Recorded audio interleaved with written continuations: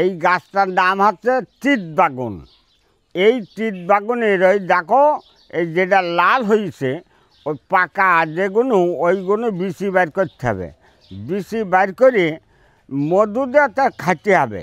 তো ওই বিচি শুকুতে হবে, বিচি না শুকুই কাঁচা খাওয়া যাবে না।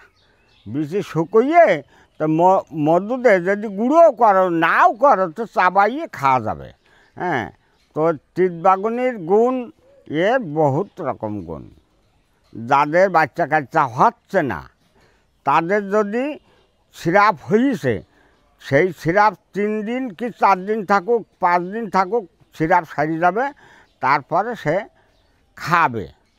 তা ওই সামান্যই মধু আর ওই কালিজিরি নিতে হবে, নিয়ে ওই যে ফল শুকুইয়ে তো ওই বিচি যদি বাটিও খায় খেতে পারবে, যদি ওই শুধু বিচি চাবাইয়ে খায় তাও খেতে পারবে।